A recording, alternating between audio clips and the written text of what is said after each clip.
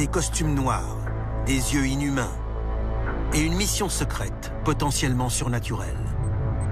Ce sont les Men in Black, les hommes en noir. Ils apparaissent en pleine nuit et ils ne sont pas d'humeur à plaisanter. Depuis des décennies, des spécialistes des ovnis et des témoins signalent régulièrement l'apparition de visiteurs mystérieux après des manifestations extraterrestres. Leurs témoignages sont presque tous identiques. Ces visiteurs inquiétants ont été surnommés les hommes en noir à cause de leurs élégants costumes noirs. Ils se déplacent traditionnellement par 2 ou 3. Ils rendent visite à des gens qui ont déclaré avoir vu des ovnis. On les a toujours décrits comme des hommes très chics, habillés en noir, un peu comme les anciens agents du FBI. Souvent, les témoins n'ont parlé à personne de ce qu'ils ont vu. Donc c'est bizarre que ces types se présentent alors qu'on ne les a pas invités. Nous allons vous révéler l'incroyable vérité sur les hommes les plus étranges et les plus célèbres de l'histoire des ovnis. Aujourd'hui, dans Alien Files, la clé du mystère des hommes en noir.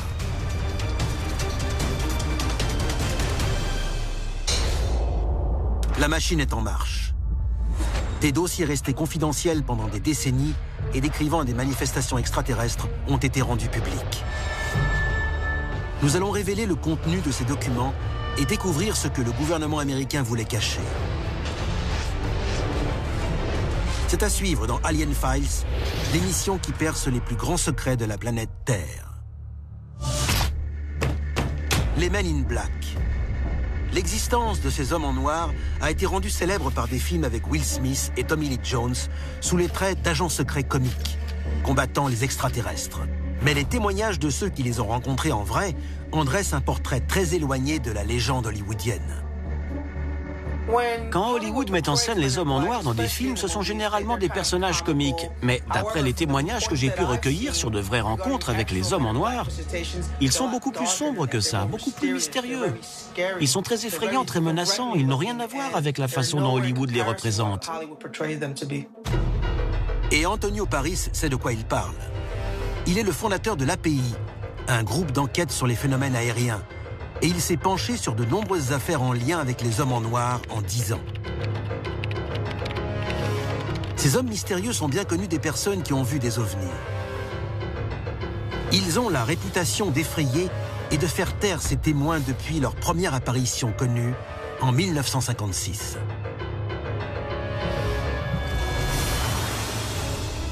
L'existence des hommes en noir a été rendue publique en 1956 dans un livre de Gray Barker intitulé « Ils en savaient trop sur les soucoupes volantes ».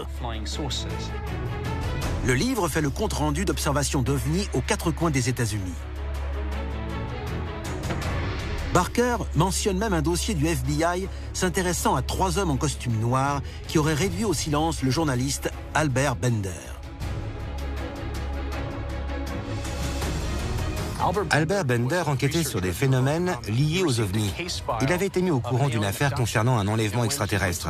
Et alors qu'il était sur le point de publier un article sur cette histoire, il a reçu la visite d'hommes en noir plutôt en colère. Albert Bender s'apprêtait à faire paraître son article quand il a reçu la visite des hommes en noir. Il n'a jamais révélé ce qui s'est passé exactement. Et il n'a également jamais publié l'histoire de cet enlèvement. On ne sait pas s'il s'agissait d'agents du gouvernement, mais ce document du FBI datant de 1954 cite Albert Bender comme un témoin intéressant. Depuis ce rapport, les signalements d'hommes en noir se sont multipliés partout dans le monde, et leur description est toujours la même. Les hommes en noir ont une apparence bien particulière. Ils sont toujours parfaitement habillés. Ils sont toujours, bien entendu, en noir. Parfois, leurs mouvements font penser à des robots. Et ils s'appellent les uns les autres non pas par leur nom, mais par des numéros. Ces mystérieux visiteurs apparaissent quelques jours, voire quelques heures seulement après qu'un ovni a été observé. Selon les versions, ils abordent les témoins quand ils sont seuls, toujours en plein milieu de la nuit. Quand des témoins reçoivent la visite des hommes en noir, c'est toujours dans des conditions très intimidantes. On les interroge et on fait en sorte qu'ils aient peur, soit pour leur vie, soit pour leur sécurité. Et généralement, ils ne reparlent plus jamais de ce qu'ils ont vu après le départ des hommes en noir. Les hommes en noir se déplaceraient toujours dans des voitures noires banalisées, ou parfois à bord de véhicules encore plus impressionnants. Les témoins disent toujours que les hommes en noir se présentent dans des voitures banalisées. On les a aussi déjà vus dans des hélicoptères. Ils font du surplace pendant plusieurs minutes, comme s'ils surveillaient la personne et la zone. S'il paraît assez évident que ces hommes cherchent à étouffer la vérité concernant les ovnis, le plus grand mystère reste leur identité. Beaucoup de gens pensent qu'il s'agit d'une conspiration gouvernementale, dont le but est de cacher la vérité sur les ovnis à la population. Ils considèrent les hommes en noir comme les gardiens de ce secret. Les hommes en noir. C'est seulement à travers les témoignages troublants de leurs victimes que nous sommes en mesure de commencer à comprendre la vraie nature de ces êtres mystérieux. Un des témoignages les plus célèbres sur les hommes en noir est sans doute celui de l'anglais Jim Templeton en 1964. Jim Templeton est pompier à Carlisle, au Royaume-Uni, quand il déclare avoir fait une rencontre dont beaucoup pensent qu'elle est de nature extraterrestre. Lors d'une sortie en famille, Jim Templeton décide de prendre sa fille en photo dans une zone connue sous le nom de Solway Firth. Il prend 3 clichés de sa fille, seul au milieu de ce magnifique environnement naturel. Templeton et sa famille continuent ensuite de profiter de leur journée. Ce n'est que plus tard, quand il développera la pellicule, que le pompier se rendra compte que ce n'était pas une sortie comme les autres. Sur la deuxième photo, une silhouette étrange et inquiétante est visible derrière sa fille. La silhouette semble porter une sorte de combinaison d'astronaute. La photo deviendra célèbre dans le monde entier sous le nom de l'astronaute de Solway Firth. Mais c'est ce qui s'est passé après avoir vu l'astronaute qui pourrait révéler l'existence des hommes en noir. Peu de temps après cet incident, Jim Templeton a reçu la visite de 2 hommes. Ils ont déclaré être membres des autorités et l'ont interrogé sur toute l'affaire. Ces 2 individus étaient très élégamment habillés, tout en noir, et ils s'appelaient l'un l'autre par des numéros. Tout cela paraissait très étrange.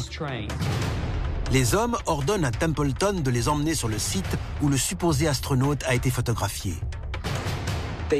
Ils l'ont emmené dans les marais pour qu'ils puissent leur montrer où il avait pris la photo, comme s'ils enquêtaient sur ce qui avait pu se passer dans les marais pour que cette image apparaisse sur la photo. Mais quand Templeton a demandé aux 2 hommes de présenter leurs papiers, ils ont refusé. Tout ce qu'ils ont dit, c'est qu'ils travaillaient pour le gouvernement de Sa Majesté. Ensuite, ils posent à Templeton une question aussi surprenante que troublante. Ils veulent savoir où il a vu le 2e astronaute. Mais Templeton n'a jamais vu de 2e astronaute. Quand il affirme qu'il n'y en avait qu'un, les 2 hommes deviennent plus agressifs.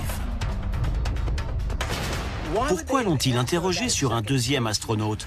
Est-ce qu'ils savaient quelque chose que Templeton ignorait? Le ministère britannique de la Défense nie avoir enquêté sur cette affaire. Mais l'apparence même de ces hommes au Royaume-Uni semble démentir la pensée couramment répandue selon laquelle ces enquêteurs sont les agents américains du FBI. Alors, qui sont ces hommes en noir? Une personne a peut-être la réponse. Quand on nous confie des affaires, on procède à ce qu'on appelle un triage selon différents critères. Un de ces critères, par exemple, c'est qu'il y a plusieurs témoins ou encore qu'il existe une photo ou un croquis. Le mieux, c'est quand l'observation s'est faite de jour. Et enfin, le plus important, c'est que ce soit un témoin crédible. Antonio Paris est un ancien officier de contre-espionnage de l'armée américaine et un agent spécial des services de contre-espionnage du ministère de la Défense. En tant que fondateur et directeur de l'API, groupe d'enquête sur les phénomènes aériens, il a recueilli des preuves particulièrement intéressantes concernant les hommes en noir. Actuellement, Antonio enquête pour une femme bien décidée à faire toute la lumière sur un homme en noir, et pas n'importe lequel, son père. Ce témoin qu'on va appeler Jane Doe m'a raconté son histoire. Une histoire qu'elle a gardée pour elle toute sa vie et selon laquelle son père aurait été un homme en noir. Son père se rendait régulièrement sur des bases de l'armée de l'air. Il harcelait les aviateurs et les soldats qui déclaraient avoir vu des ovnis. Et parfois, il les menaçait même de mort. Cette femme a aussi expliqué que son père disait avoir vu des extraterrestres morts et des ovnis accidentés. Cette femme, qui a demandé à rester anonyme, souhaite obtenir des réponses quant à la réelle identité de son père. Et par mesure de sécurité, elle a attendu qu'il meure pour enquêter. Certains des documents que cette femme nous a fournis sont des photos de son père en uniforme, des photos de son père sur l'île de Guam, des photos de son père avec le président Eisenhower alors qu'il travaillait comme garde du corps, et des photos de son père en service à Guam avec le 509e groupe de bombardiers qui a lâché la première bombe sur Hiroshima. À sa mort, son épouse a détruit presque tous les documents appartenant au gouvernement américain. Un responsable du gouvernement aurait également informé sa fille qu'elle serait désormais suivie par mesure de sécurité. La famille de cet homme court peut-être un danger à cause de son appartenance au 509e groupe spécial, une unité qui était stationnée à Roswell lors du prétendu accident d'OVNI de 1947. Le FBI, la CIA et le ministère de la Défense recherchent tous les témoins susceptibles d'être au courant et font en sorte qu'ils ne parlent pas. L'histoire de cet homme n'a jamais été rendue publique jusqu'à aujourd'hui. Mais les preuves qu'Antonio a réunies sur les hommes en noir ne s'arrêtent pas là. Les hommes en noir. Pendant des décennies, ils ont terrorisé les témoins de phénomènes extraterrestres et déconcerté ceux qui recherchent la vérité par leurs comportements inhumains. Mais l'enquêteur Antonio Paris détient peut-être enfin des preuves qui pourraient attester de la réalité des hommes en noir. Une des affaires les plus connues concernant les hommes en noir s'est produite en 2008. 2 hommes en noir se sont rendus dans un hôtel près des chutes du Niagara et nous disposons d'une vidéo où on les voit entrer. Dossier déclassifié. Les vrais hommes en noir. Les chutes du Niagara au Canada. Un directeur d'hôtel est dehors quand il remarque une lumière blanche aveuglante au-dessus du fleuve. Ce qui m'a frappé dans cette affaire, c'est qu'ils ont vu un énorme triangle noir, que ce triangle faisait la taille d'un stade de football, qu'il ne faisait aucun bruit et qu'il a simplement survolé l'hôtel. 2 témoins ont été absolument stupéfaits de ce qu'ils ont vu. Un rapport est rédigé par un groupe local d'enquête sur les ovnis. Quelques jours plus tard, alors que le directeur est en congé, un autre directeur d'hôtel reçoit des appels paniqués de ses employés.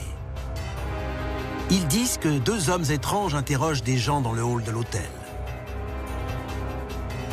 Les témoins disent que ces 2 individus n'ont pas de sourcils ni de cils, qu'ils sont entièrement rasés et qu'ils ne clignent pas des yeux. Selon les employés, les 2 hommes passent l'hôtel au peigne fin à la recherche de leurs victimes. Ils sont hostiles et commencent à harceler le personnel concernant les faits et gestes du directeur. La réceptionniste est terrifiée. Pour elle, la situation devient impossible.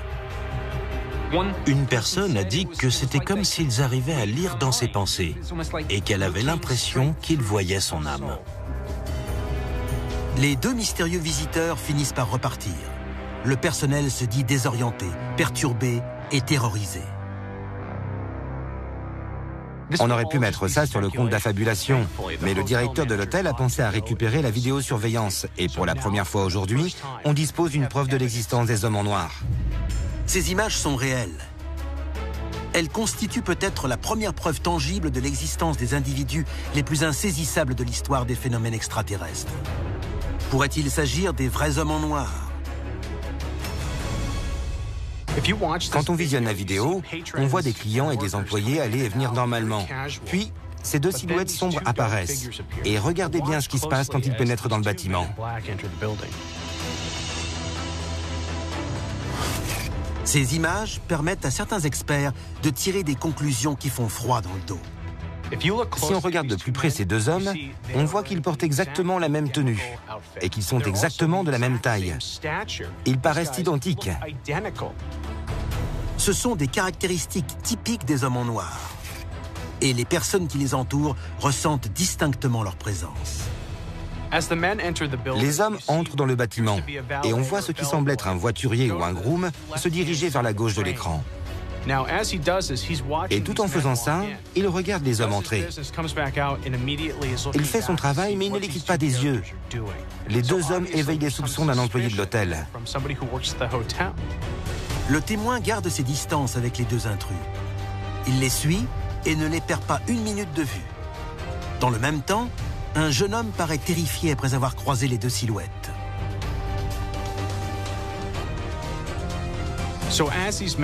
Alors que les hommes en noir quittent le champ de la caméra, on voit un jeune homme arriver.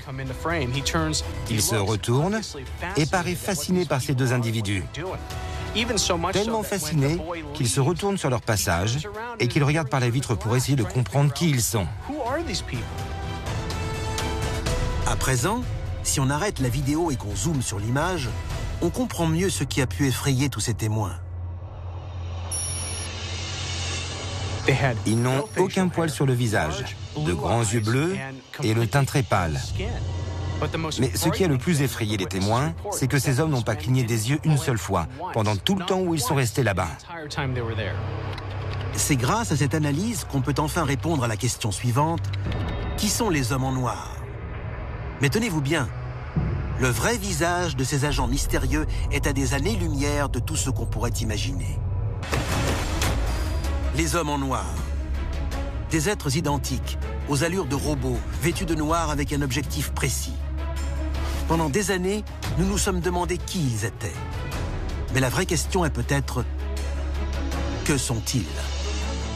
Dès les premiers signalements d'hommes en noir, dans les années 40, l'idée a toujours été que ces individus ne travaillaient peut-être pas simplement pour le gouvernement, qu'ils étaient peut-être eux-mêmes des extraterrestres.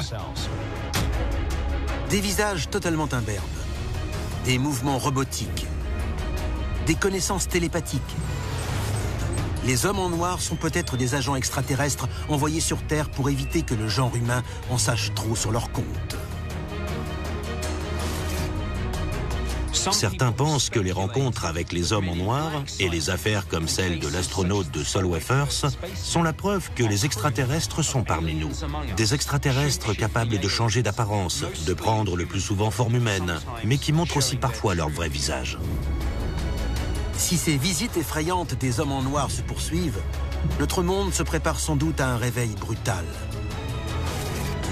Un réveil qui pourrait déboucher sur le bâillonnement total de la race humaine.